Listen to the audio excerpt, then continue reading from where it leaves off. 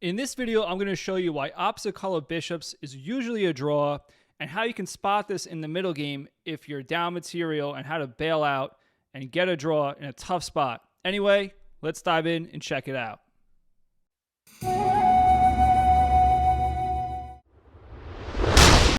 Okay, so actually this game we both played. This is an over-the-board chess game that happened about 10 years ago at the Marshall Chess Club.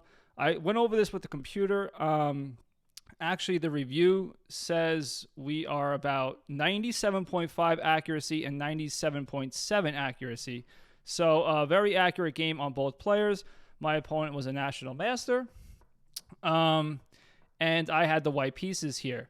So you'll see that this is the Italian game. This is how I prefer to play. This is my favorite opening.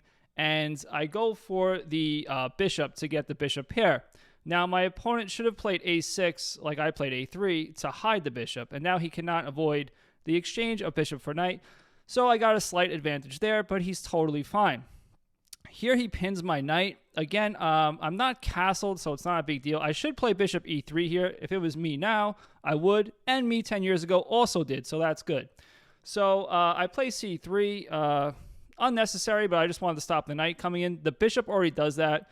So present-day me would not have made that move.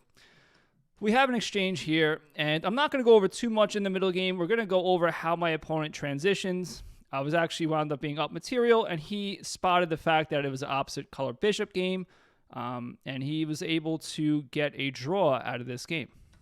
Okay, so here we have a tactics. So he's pinning my knight, which is uncomfortable, so I'm always looking for ways to get out of uncomfortable positions.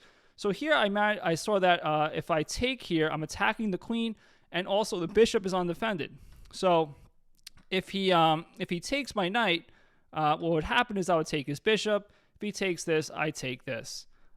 So that's good for me. If I take the knight and he, let's say, takes my queen, then I take his queen and I hit his rook. So that's also good for me. If he takes my rook, I should say I take his rook. And if he takes, I take. And we're both doing perfectly fine here. So anyway, my opponent, after I played knight takes, my opponent played queen takes h3, which is funny. It's actually, the computer says it's an inaccuracy, but I have the eval on the side so you guys can see it's actually a perfectly fine position. And the point is, he's getting a pawn here back. So I got a pawn. He's getting his pawn back. And after I take his queen, he's going to take my queen. That's what allows him to do it. Notice I can't take the bishop because the queen would come back and take my queen. So I take his queen. He takes my queen. I take his knight. Again, best move. And now he takes my rook. The only thing is his knight's undefended. So I take his knight. And now when he takes my knight, I take a pawn and hit the rook. So this is tactics. This is not a tactics video, but it's always good to know your tactics. Now, he wants to take this pawn. He wants to save his bishop, but he also doesn't want to lose the rook. If he moves the rook away, he loses a full piece. So it's better off that he saves his bishop, gets a pawn, and then eats the exchange. And that's what my opponent did. He didn't take this pawn, though. He took this pawn, which was smart on his behalf because it's a central pawn. And I got the rook. And now we have a position where we both have even material, but opposite color bishops. Okay, so I develop my rook, attack the bishop. After the bishop moves away, I start improving my king because we're getting into the endgame. We're actually now officially in the endgame. I didn't really love this move by him because after I take, I'm forcing his king back. But again, it doesn't matter so much because we have an opposite color bishop game.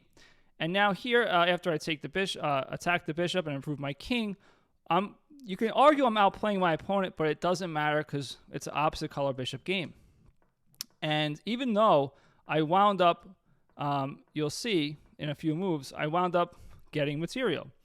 Now, he can't save this pawn, so he goes for this pawn, okay? But the only problem is this pawn's undefended behind it. So after I take, and we have a series of exchanges, I wound up being up a pawn, but you'll see my opponent went into this pretty confidently and didn't care because he has the opposite color bishops. And this is why I want to show you that be alert in the middle game. If you see it's an opposite color bishop middle game, and you can bring it to an end game, bring it to an end game. And that's why my opponent, a few moves back, played rook d8 because he was alert to this fact at this point and felt like he was comfortable with the draw. And with my king position slightly better, he felt like, I guess, maybe if he just exchanges rooks, it's okay because opposite color bishops and we're fine. So I'll go back to the position where I get the pawn, and you'll see it doesn't really matter because he has a fortress. All he has to do is protect this pawn, and I really can't advance. And after I exchange this pawn, it looks like you might think I'm winning here, but there's no way I can improve my position or advance my position, because if I ever move up here, he takes. All he has to do is leave his king here and guard this square. If I come up here, his bishop takes. Again, if I move my pawn up, his bishop takes. I can't take this pawn because of the king. And a few moves later, we agreed to a draw. I played this move. If he takes, I take. And even though I'm up a pawn, it doesn't matter. Again, I'll just show you. I can never advance this. And I can never get my king over to the square and guard it because he can always throw in a check and push my king off the board. So just keep in mind, just a little tidbit, if you get into a bind or a position where you think your opponent's outplaying you, your opponent's pressuring you, or your opponent's up some material like a pawn or even 2 pawns, try to see if you could force the position into an opposite color bishop endgame.